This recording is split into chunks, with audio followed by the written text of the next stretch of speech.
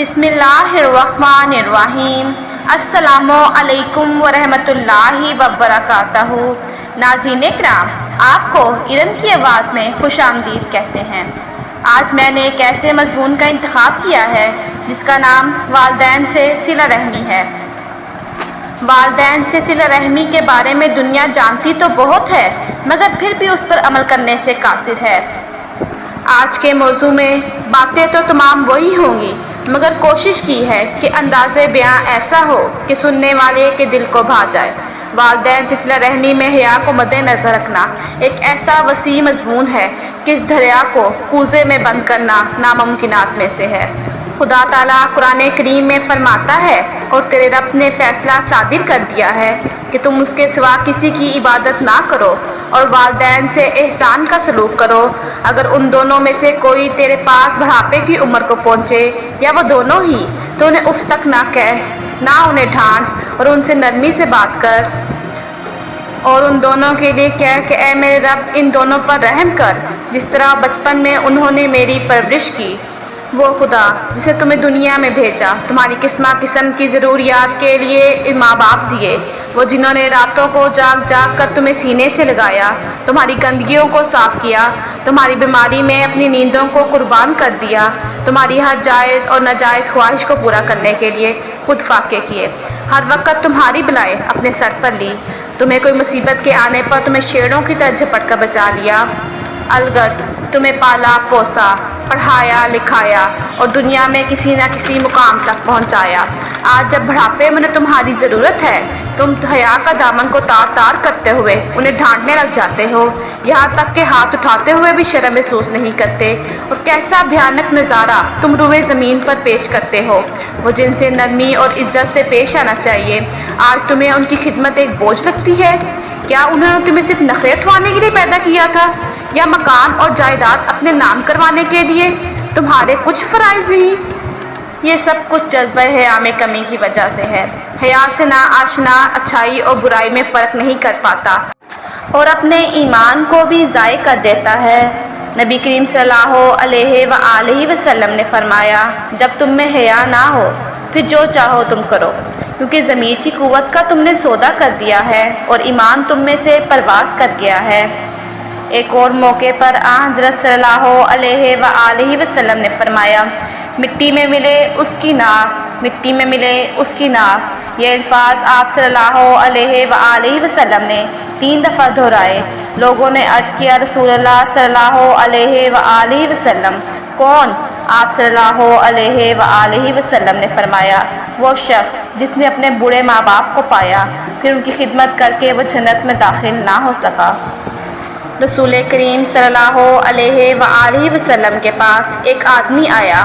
اس نے کہا، اے اللہ کے رسول صلی اللہ علیہ وآلہ وسلم، میں نے اپنی ماں کو یمن سے پیٹھ پر اٹھا کر سارے مناسک حج ادا کروائے ہیں، جن میں بیت اللہ کا طواف، صفا مروہ سے ہوتے ہوئے عرفات میں جانا اور منا میں کنکریاں مارنا شامل ہے، تو کیا میں نے اس کا حق ادا کر دیا؟ آپ صلی اللہ علیہ وآلہ وسلم نے فرمایا، نہیں۔ اس نے پوچھا، کیوں؟ آپ صلی اللہ علیہ وآلہ وسلم نے فرمایا، اس نے بچپن میں تمہارے لیے ساری مصیبتیں اس لیے برداشت کی تاکہ تم زندہ رہو، جبکہ تم اس کی موت کی تمنا کرتے ہو۔ تمہیں تو چاہیے کہ ان کی وفات کے بعد بھی بخشش طلب کرو، جو وعدے انہوں نے کیے ہیں ان کو پورا کرو، ان کے عزیز و قارب سے اسی طرح کی صلہ رحمی کرو جس طرح کہ اپنی زندگی میں کرتے ہیں، ان کے دوستوں کے ساتھ عزت سے پیش آؤ۔ جہاں تک وعدوں کی بات ہے، بچے سالہ سال اس کی طرف توجہ ہی نہیں دیتے۔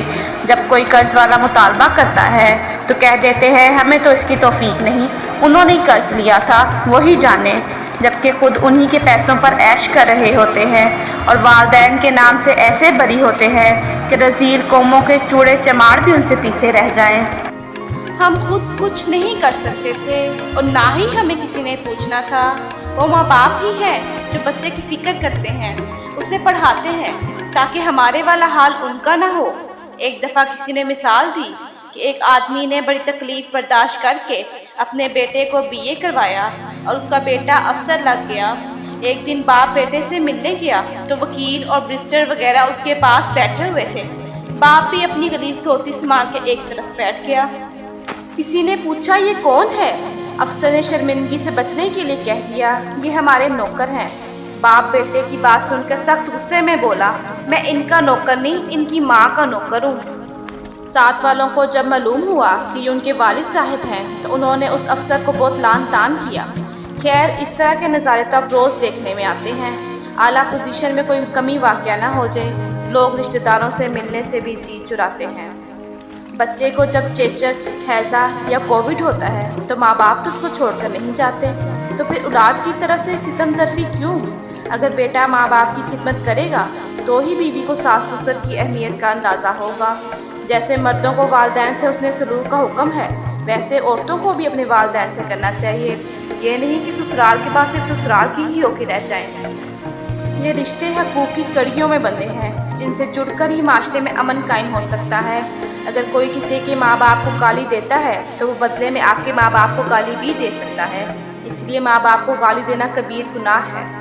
ماں باپ کو محبت کی نگاہ سے دیکھنے والے کو حج کے برابر ثواب ملتا ہے، خواہ وہ دن میں 100 بار ہی کیوں نہ دیکھے۔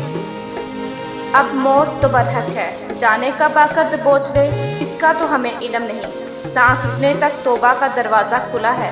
سعادت مند ہے وہ اولاد جو والدین کے ساتھ حسن سلوک کرتی ہے اور اپنے مال سے والدین کا حق ادا کرتی ہے۔ دیکھو، شیر، بھیڑیے اور درندے بھی حلالے سے ہل جاتے ہیں۔ پھر تم کس مٹی کے بنے ہو؟ دشمن سے بھی دوستی ہو جاتی ہے۔ پھر تم نے والدین سے بدسلوکی کیوں کر رکھی ہے؟ کیوں اپنی ایک الگ دنیا بسانے میں مگن ہو اور کہتے ہو کہ ہم نے کوئی کوتاہی نہیں کی؟ آخر میں خدا تعالیٰ سے دعا ہے کہ خدا تعالیٰ ہمیں بھی اخلاق کا پاکیزہ نمونہ پیش کرنے کی توفیق عطا فرمائے، جو رہتی دنیا تک ہمارے ماں باپ کے لیے دعاؤں کا سبب بنے۔ آمین۔ یہ کامیابیاں، یہ عزت، یہ نام تم سے ہے۔ خدا نے جو بھی دیا مقام تم سے ہے۔ تیری دعا سے ہر خوشی ملی مجھ کو، خدا مجھ پر مہربان تم سے ہے۔